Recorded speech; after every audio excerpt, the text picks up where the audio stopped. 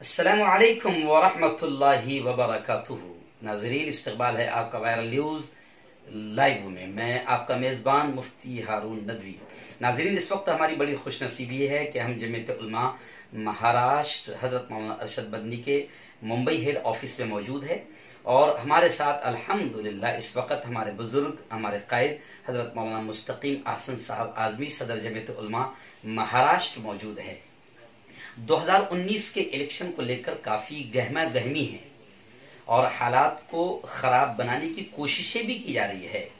ऐसे मौके पर हम जानना चाहेंगे हज़रत मौलाना मुस्तकीम अहसन आज़मी साहब से कि 2019 में फिरका परस्तों को, सांप्रदायिक और नफरत फैलाने वाले लोगों को कैसे शिकस्त दी जाए और उम्मत को क्या पैगाम दिया जाए।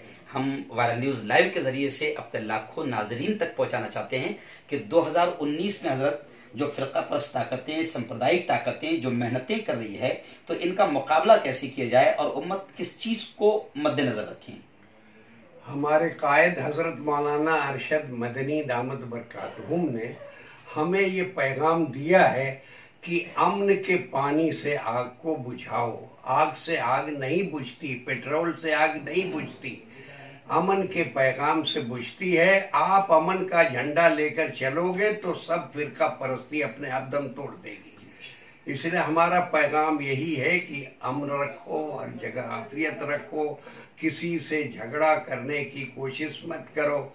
कोई कितना भी जज्बाती तौर पर हमको छेड़ने की कोशिश करे, हम अमन के साथ उससे बात करें तो इंशाअल्लाह हम कामयाब रहेंगे और फिरका परस्ती अपने आप दम तोड़ देगी।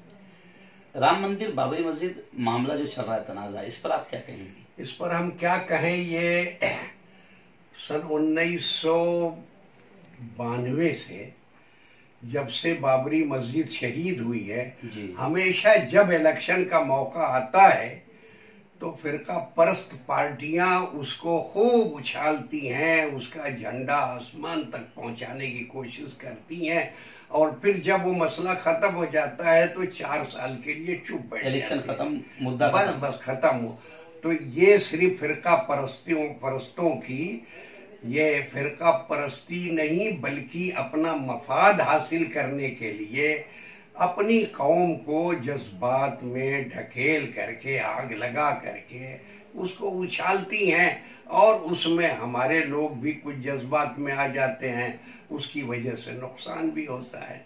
हजरत, अभी कल एक वाक़या ऐसा पेश आया गांधी जयंती के मौके पर, ये जो भी है कि खूब वायरल हो रहा है कि यूपी में हिंदू महासभा की एक औरत ने, एक खातून लीडर ने गांधी जी के पुतले को सामने रखकर गोली चलाई और गोडसे की मूर्ति पर माला चढ़ाई। तो इस पर आप क्या कहेंगे? इस पर हम यही कहेंगे कि ये बदतरीन फिरका परस्ती की मिसाल है और हम इसके लिए क्या कर सकते हैं। हमारे मुल्क में ऐसी आज़ादी है, हम जो चाहते हैं करते हैं, इसलिए हम किसी का मुंह नहीं पकड़ सकते, किसी का हाथ नहीं पकड़ सकते, लेकिन हमें हिकमत से काम लेना है कि हम संजीदगी से सोचें कि ये इसमें हमारे लिए क्या भला है और क्या तरीका अपनाना चाहिए। नहीं, अगर यही हरकत कोई अगर दूसरी समाज का आदमी करता, हाँ वही हम कह रहे हैं ना कि जिसको फिरका परस्ती की आग लगा के अपनी रोटी सेकना है वो वही करेगा।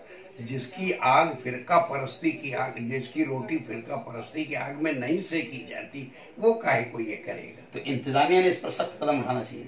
इंतजामिया कब उठाती है? इंतजामिया तो जब मौका देखती है तब उठाती है, जब उसको उसका फायदा पहुंचा रहा है, वो उसने आग भड़का रखी है और उसको वो बुझाना भी नहीं चाहती है। वो चाहती है कि आग गर्म हो ताकि हमारे लिए वोट बैंक बने, तो ये इसलिए ये करती है, इसलिए वो कुछ कहती नहीं इसमें।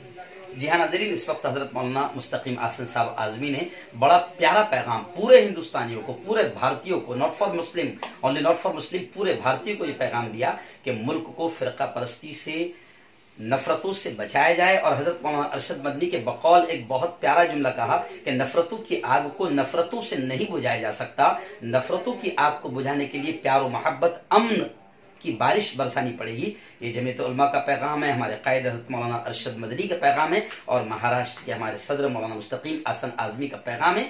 मौलाना ने यह भी कहा कि 2019 में माहौल को खराब करने की पूरी कोशिशें, पूरी मेहनतें की जाएगी, लेकिन हम जज्बात में न आए, अमन और शांति से काम ले। यही फिरका परस्ती का सबसे बेहतर जवाब है। अल्लाह हाफिज।